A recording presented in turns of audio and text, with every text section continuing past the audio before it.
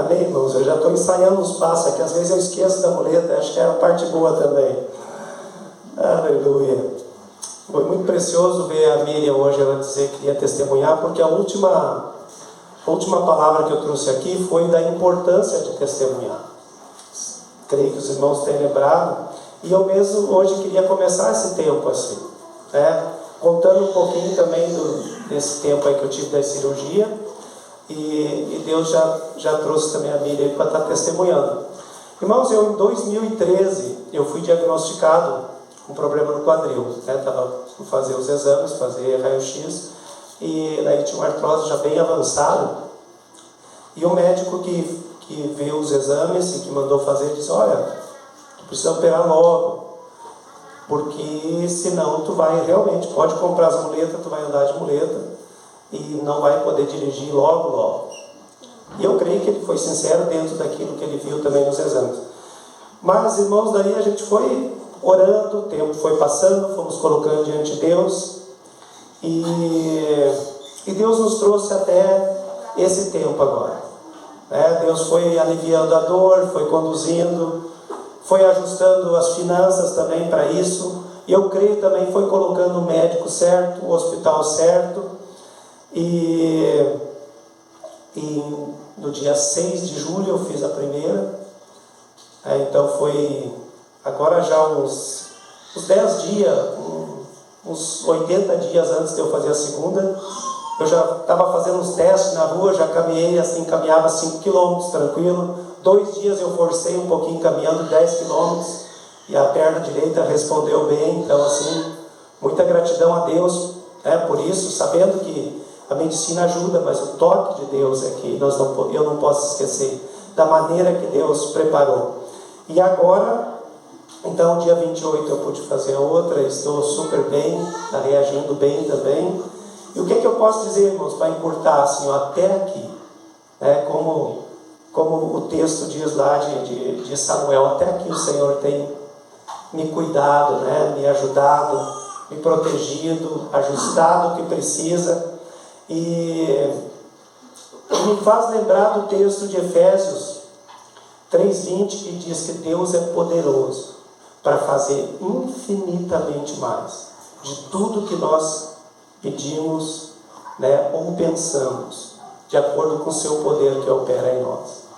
Então Deus é tremendo, Ele faz além do que nós pedimos, às vezes além do que nós pensamos. Por isso que o apóstolo Paulo diz: Deus há de completar a boa obra. Eu creio que em todos os sentidos, espiritualmente, fisicamente, até o dia de Cristo na nossa vida. Então, irmãos, eu creio, eu sou uma prova disso, olhando para trás, que em Cristo nós somos supridos. Em Cristo nós somos muito bem cuidados. Amém? Somos muito bem cuidados. E eu queria introduzir esse tempo aí falando agora também no texto de Efésios 4:6, que ele diz assim: não andeis ansiosos, de coisa alguma. Em tudo, porém, sejam, vejam bem, conhecidas diante de Deus as vossas petições, pelas orações, súplicas com ações de graça. Não andeis ansiosos. A ansiedade muitas vezes bate a porta, dia após dia, mês após mês, mas aqui está uma receita: não andei ansioso, mas sim tudo trazei diante de Deus. Eu creio, irmãos, que esse mês, o Abel esteve orando aqui antes, esse mês provavelmente está sendo um mês cumprido, um mês de pensar. Não acredito que não tenha alguém, que alguém não fique pensando nas eleições, e fique pensando, e fique orando dos cristãos, e fique clamando a Deus. Mas a receita é essa, orar a Deus, trazer diante de Deus.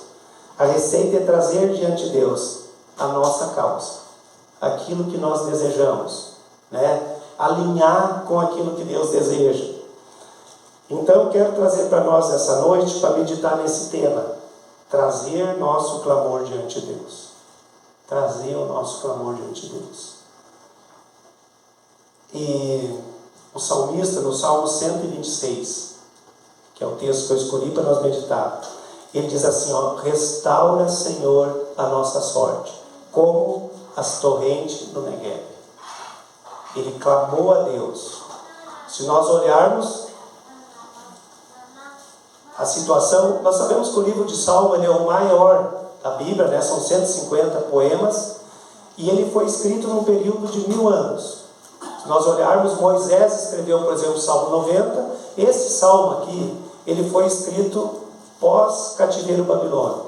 Então dá 1000 anos mais ou menos entre o primeiro e este salmo aqui que Moisés escreveu. Também é importante a gente ter uma ideia que as tribos de Israel, elas acabaram se dividindo. 10 tribos foram para o norte, e a dinastia de Davi, que ficou de Davi, de Judá e Benjamim, ficaram em Jerusalém. E é importante também perceber que as tribos do norte, elas se deram mal antes das do sul, né? Elas tiveram problema por desobediência a Deus antes, mas mesmo assim as tribos do sul não ouviram.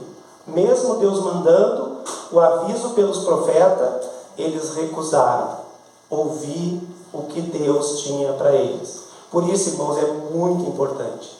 É muito importante. Às vezes, talvez alguns de vocês tenham uma palavra que tem guiado vocês por 20 anos, 30 anos, porque ouviu o que Deus disse. É importante nós ouvirmos.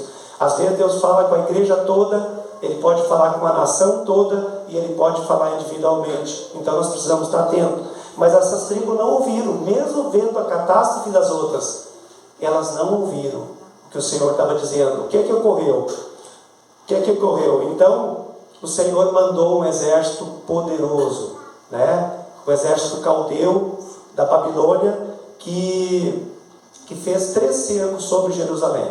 Nós oramos, ele cercou em 606 a.C., depois 596, depois 586, cercando a cidade, onde Nabucodonosor, em 586, ele entrou, aniquilou Jerusalém, matou mesmo muitos, milhares foram mortos, e muitos foram levados cativo, alguns ainda ficaram.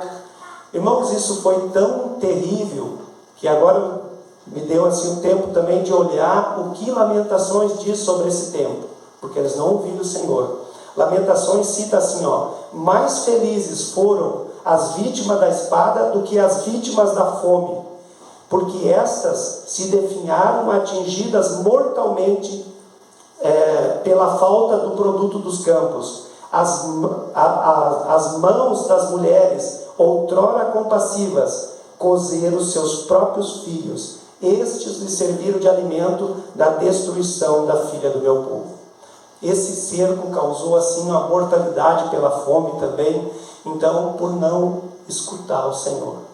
E eu queria estar falando, eu creio que é um tempo muito importante, talvez como nunca antes, de nós escutar o Senhor. Às vezes o Senhor fica falando, e o povo cristão que eu estou falando não escuta Ele.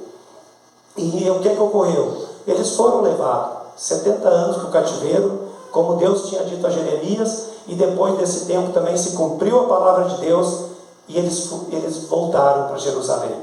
Mas encontraram o quê? Uma cidade destruída, os muros caídos, as portas ali queimadas, né, a fogo, e um povo sem ânimo, aqueles que estavam ali sem ânimo para trabalhar. E Jerusalém estava, além de tudo, ainda cercada por inimigos. Muitos, o pessoal ao redor não queria que Jerusalém se reerguesse. Então, além de tudo que tinha, ainda tinha.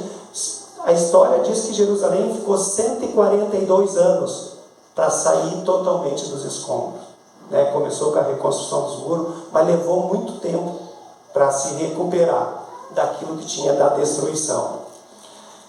E esse salmo ele traz algumas perspectivas. Eu creio que a primeira é de olhar para trás, né? Nós lemos o versículo 4, mas se nós olharmos do versículo 1 a 3, ele fala da gratidão, né? Da gratidão de ser tirado do cativeiro, das algemas serem quebradas, da libertação do cativeiro, e da chance de recomeçar.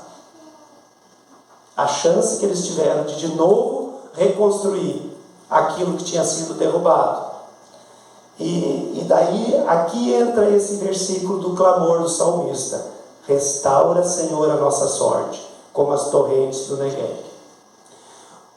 O que eu creio, irmãos, que é importante a gente saber é que um passado de alegria glorioso, ele não é garantia de um futuro de alegria e glorioso. Eles estão olhando para trás com gratidão, isso é fato e é verdade, assim deve ser. Eles dizem: nós ficamos como quem sonha, né? Quando eles vêm trazer, a nossa boca se encheu de riso, nossos lábios de júbilo, grandes coisas fez o Senhor por nós. Mas isso já era passado. Irmão, todo cristão, né, que é crente no Senhor Jesus, que nasceu do alto, que tem o selo do Espírito Santo em sua vida, que tem o nome escrito no livro da vida, houve um momento que a vida foi mudada, que você foi liberto, perdoado, salvo, seus olhos foram abertos, o coração foi mudado, você se rendeu a Jesus. E com certeza cada um vai olhar para trás, foi uma alegria incontida. Amém, irmãos? Provavelmente você saltava de alegria, você chorava no quebrantamento vindo da parte do Senhor, por entender que o teu nome estava escrito no livro da vida. Para entendendo que já não era mais para onde eu vou, mas sabia com convicção para onde ia. E todos nós que cremos em Jesus, nós temos essa história para contar. E devemos contar essa história do que Deus fez em nossa vida. Né? Dias de rir sozinho. Eu lembro quando eu lia e criei umas imagens na minha cabeça das viagens de Paulo, que eu tenho até hoje, antes de eu ver os filmes. Estou falando dos anos 80, né? De quando ele foi para a ilha, como é que a cobra mordeu nele, como é que o navio quebrou. Eu criei uma imagem para mim que eu nunca mais esqueci. E eu não entendia muito, mas eu lia a palavra e chorava. E não era um choro de tristeza, chorava. Né? Chegava em casa, lia. E aqui mesmo, irmãos, quantos aqui saltavam de alegria? Né? Quantos jovens aqui, nós íamos correndo na frente do louvor, saltando, com alegria do que Deus fez na vida deles. Mas, como o salmista diz ali, ele entende, ele vê isso aí é importante. Mas ele diz: agora o que nós precisamos é que Deus restaure o povo. E a pergunta que eu queria também trazer para nós refletir: tudo isso aconteceu conosco, amém, queridos? Mas hoje, qual é o diagnóstico que tu tem, que tu faz da tua vida? Como está a alegria da salvação na tua vida? Como está esse fogo queimando que Deus trouxe, que o Espírito Santo, que a vida de Cristo trouxe para nós?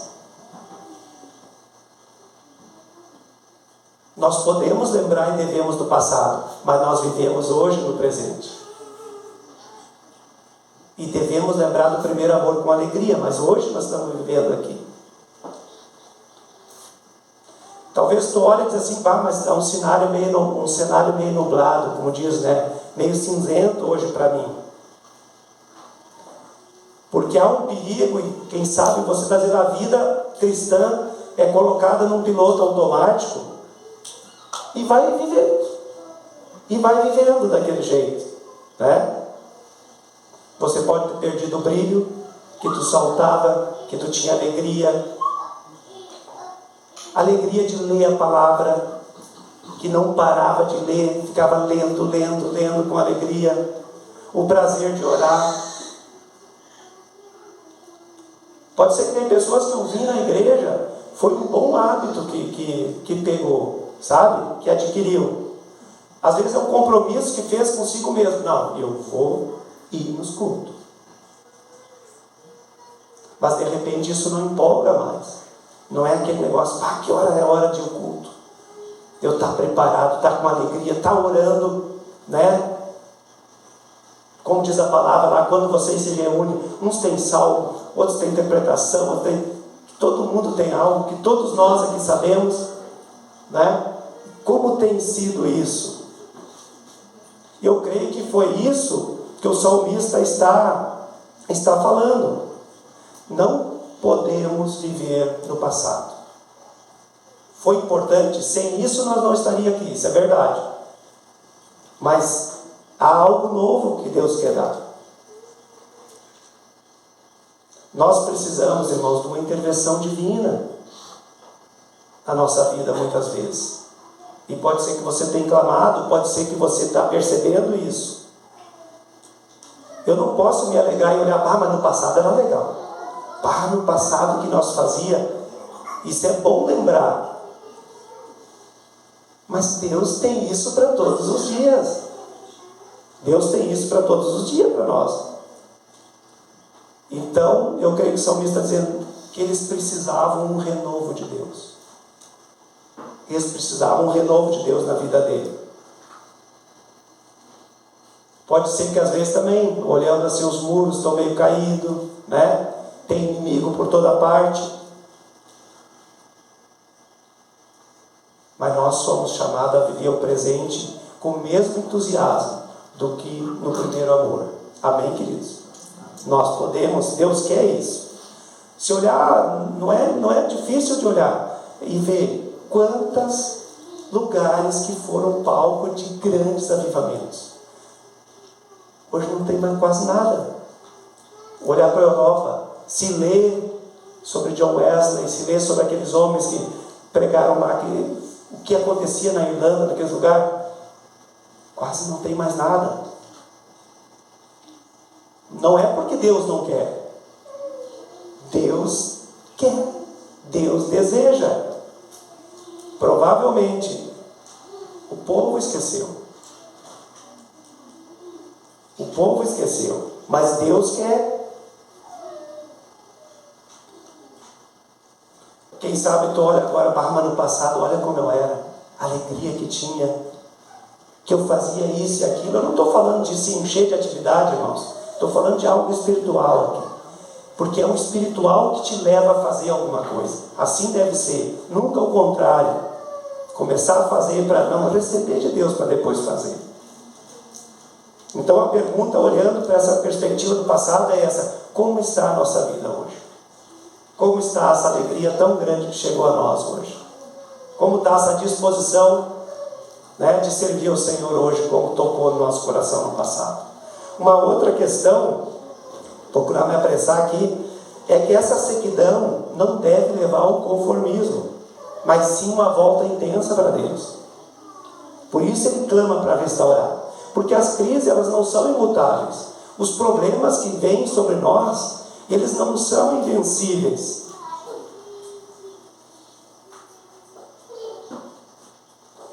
Isaías, se a gente olhar no último capítulo, na última oração dele, ele diz: se fendesse os céus e descesse.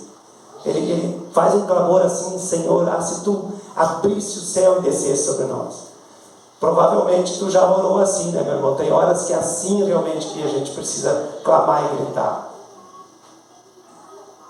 Porque Deus pode intervir, Deus pode reavivar, Deus pode aquecer os corações que estão voltados para as coisas do mundo. Deus pode tocar no coração de cada pessoa que você está orando. Amém? Deus pode, e Ele quer fazer, eu creio. Devido à pandemia, principalmente sobre isso, houve muita gente que parou pela pandemia e parou em todos os lugares no Brasil. Não voltaram, de alguma maneira se acostumaram. Mas a crise, ela não é um impedimento para a soberana, extraordinária ação de Deus. Não é impedimento para Deus agir. Pelo contrário, os relatos históricos mostram que grandes avivamentos nasceram em épocas de crise. Se olharmos para Atos 2, Eles estavam lá amedrontados com medo dos judeus.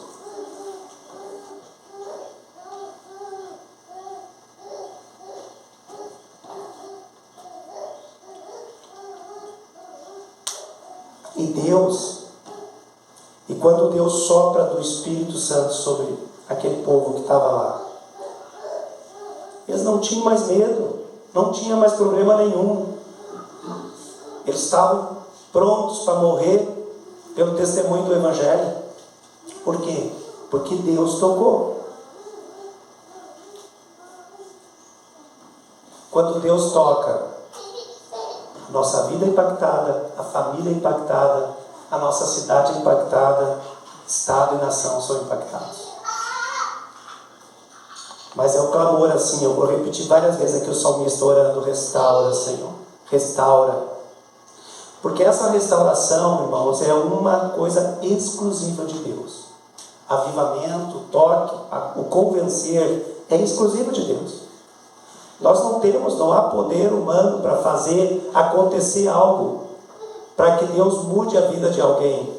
Nós não mudamos, só Deus pode mudar. Um exemplo é a nossa vida. Só Deus pode, às vezes, remover as cinzas, né? Às vezes está meio apagado lá. Eu que tenho fogão a lenha sei disso, às vezes parece que está apagado o foguinho. Tu dá uma mexida lá, cai as cinzas para baixo, tem umas 2 brasinhas, pode botar algo ali que pega fogo. Por quê? Porque o calor ainda está. Irmãos, o Espírito Santo ainda está. A vida de Cristo ainda está. Precisa um sopro de Deus, um renovo de Deus. Só Deus pode trazer isso. Só o Espírito Santo, ele pode santificar a igreja, ele pode purificar a igreja, ele pode iluminar a igreja, dar direção para a igreja. O salmista tem plena consciência disso, por isso ele diz: Senhor, restaura a nossa sorte. Às vezes se tenta, criar métodos, mudar atividades, fazer reformas materiais até. Pode trocar até o estilo de música, pode trocar até a linguagem de falar. Irmãos, tudo isso é uma bênção quando Deus toca.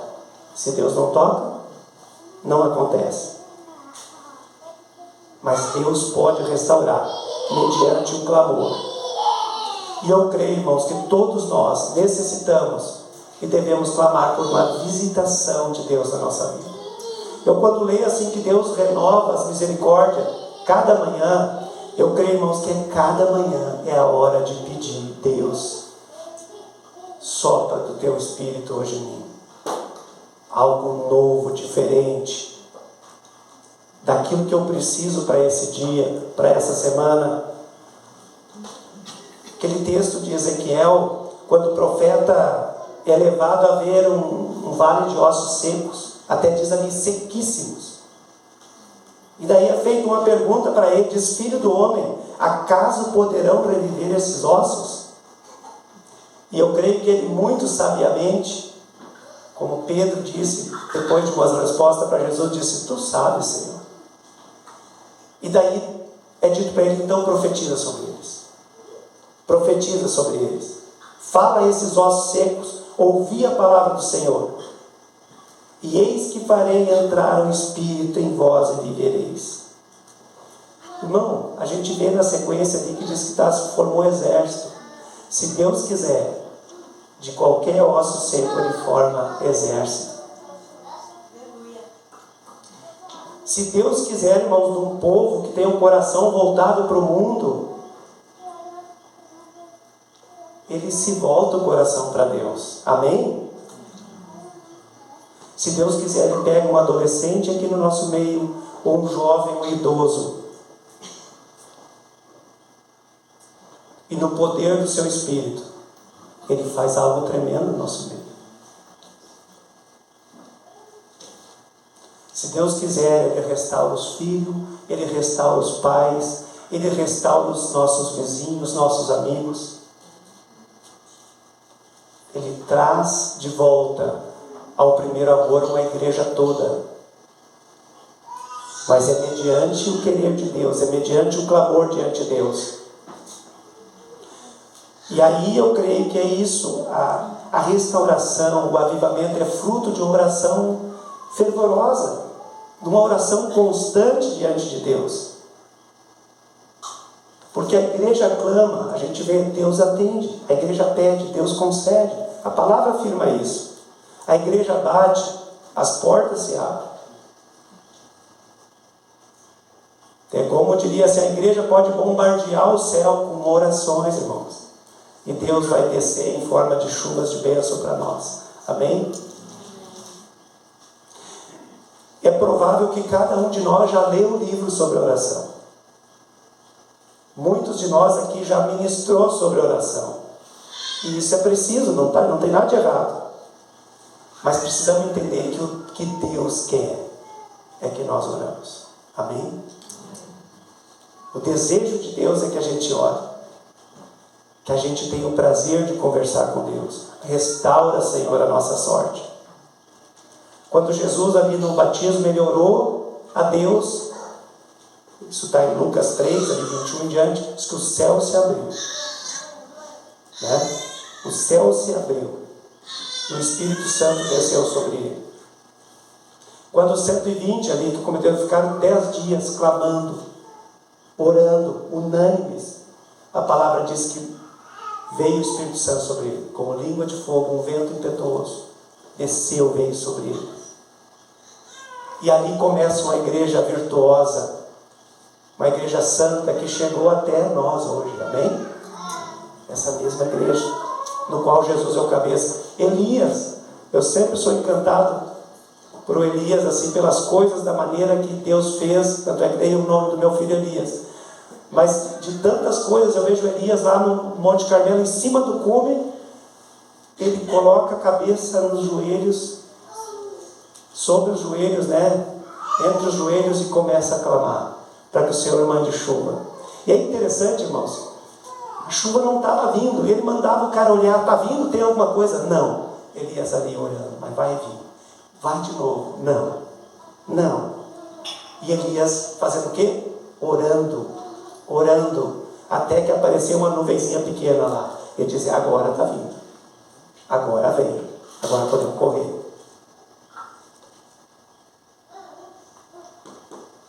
Irmãos, se a igreja ora, a igreja recebe. Eu estou falando para nós como igreja, realmente. Essa palavra como igreja. O Negueb era e é ainda o maior e grande deserto da Judéia. E ele é formado por muitas montanhas rochosas ao redor, né, que compõem o deserto. Mas ali acontecia, e diz que acontece no fenômeno, em algumas épocas, que começa uma pequena cascatinha aparecendo, um fio de água, e ela vai engrossando e forma um grande riacho. E aonde ele passa, naquele deserto, naquele vale seco, tudo ali floresce e frutifica. Tudo ali floresce e frutifica. E o salmista conhecia esse fenômeno, conhecia a região, e por isso ele está falando daquilo ali.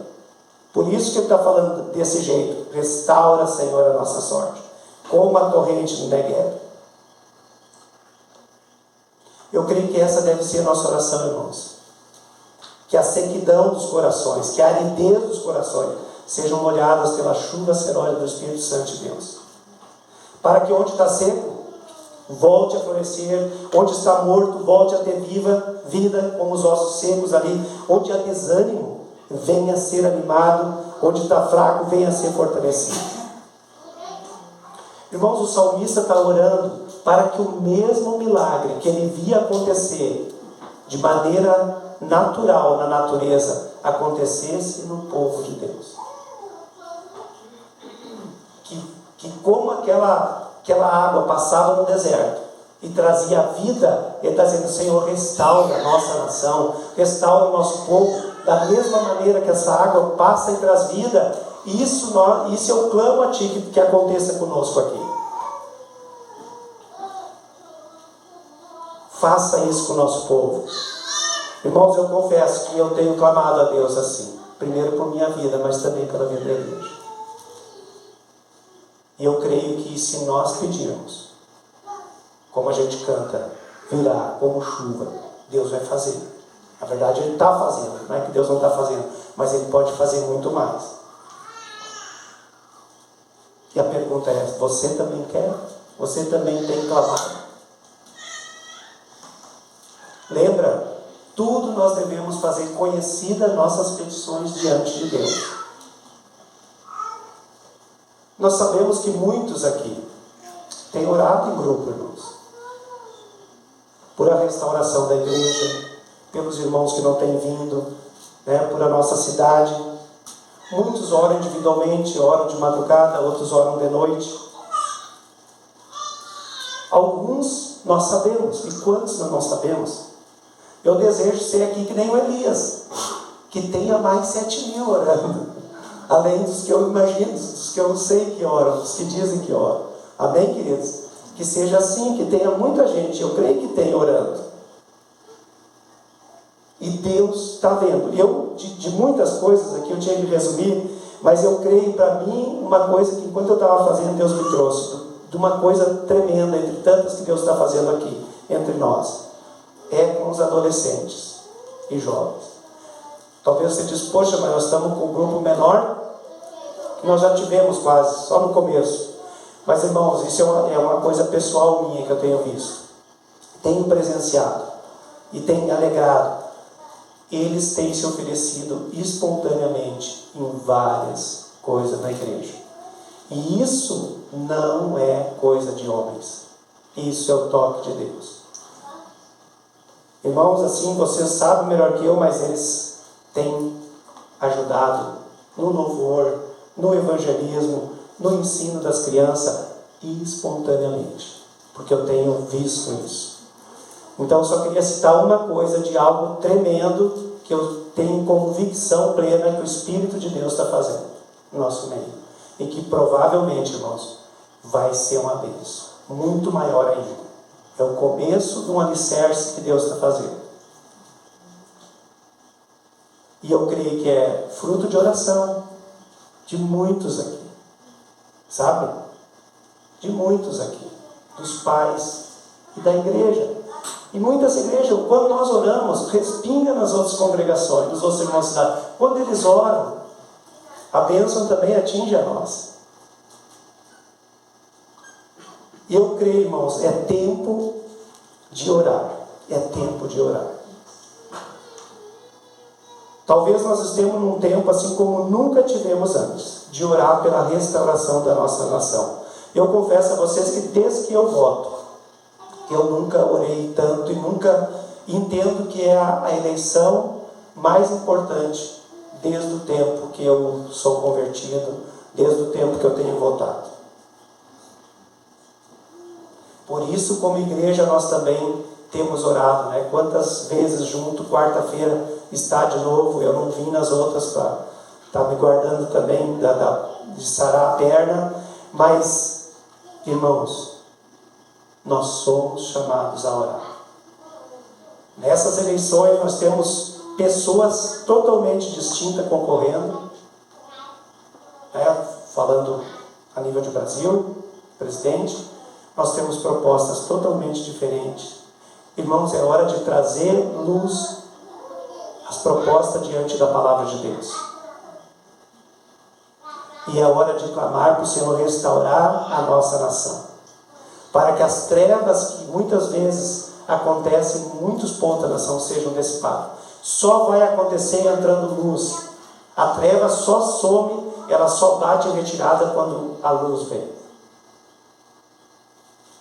É hora de clamar como cantamos o Pai Nosso: seja feita a tua vontade. Nós precisamos clamar pela vontade de Deus, que é boa, é agradável e é perfeita. Trazer a luz da palavra, orarmos sobre as promessas, crermos que o Senhor vai fazer. Amém? E para terminar, irmãos, eu tenho um texto assim que eu gosto muito, estou resumindo aqui.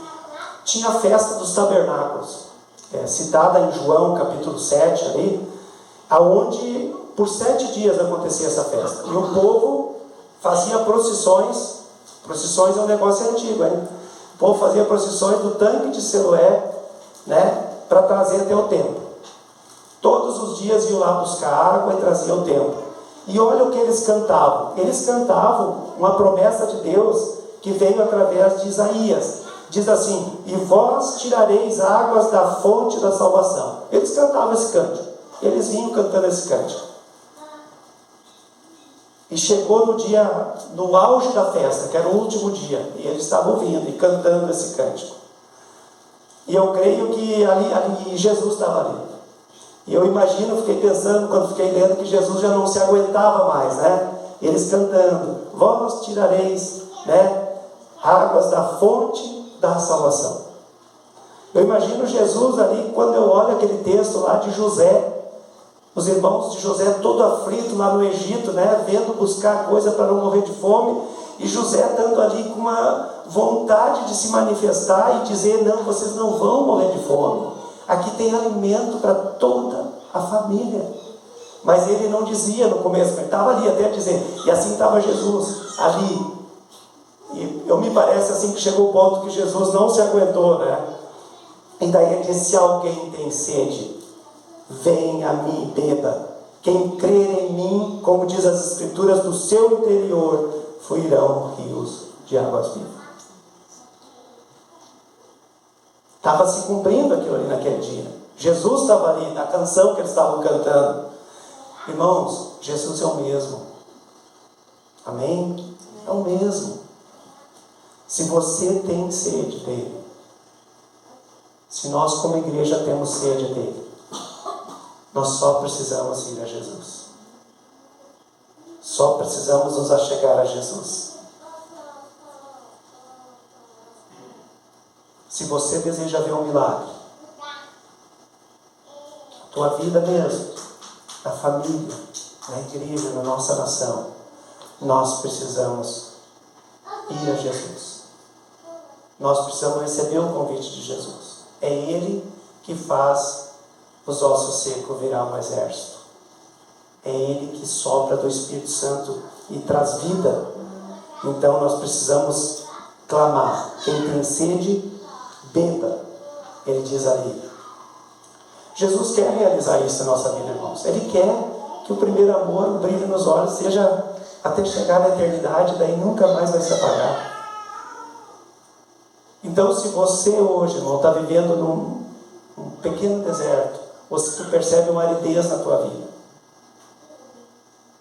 Deus é poderoso para fazer infinitamente mais daquilo que tu tem pedido ou pensado.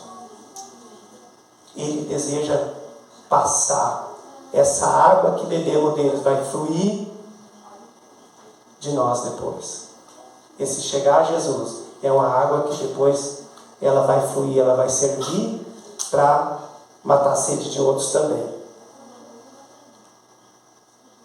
Se a tua água hoje, irmão, de repente está até no tornozelo, deixa subir para o joelho, deixa subir para a cintura, deixa ir até nadar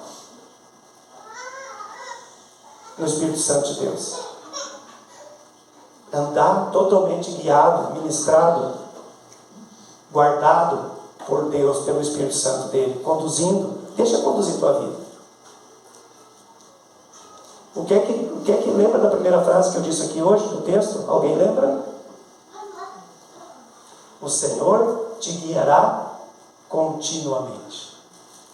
Isso que Deus quer. Não é só lá na conversão. Ele diz: vou fartar tua alma, né? Tua vida vai ser como um jardim bem cuidado, regado.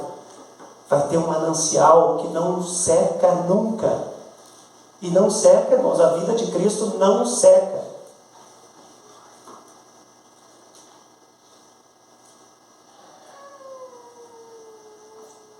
Então, irmãos, que o nosso clamor seja esse: restaura, Senhor. Como as torrentes do Negueb, como aquela água que passa e traz um florido ali, tremendo no deserto, e traz frutos ali. Que seja, começa em mim, começa na família, começa na igreja, na nação. Tudo, porém, lembra, tuas petições sejam conhecidas diante de Deus. Traga diante de Deus. A palavra diz para nós orar sem cessar, sem cessar. Somos chamados a clamar diante de Deus, irmãos. Somos chamados a estar diante de Deus. Somos chamados a nos acostumar a conversar com Deus. Daqui a pouco vamos estar com Ele para sempre, na eternidade. Amém? Deus deseja que o mesmo fogo, a mesma alegria do começo, ela só aumente, não desvaneça. Amém? E você pode se apossar disso, porque é o desejo do coração de Deus. Vai ter luta, vai ter um monte de coisa, sim, a palavra diz. Mas em Cristo somos mais que vencedores. Amém, querido? Te levanta aí, irmão. Fica de pé.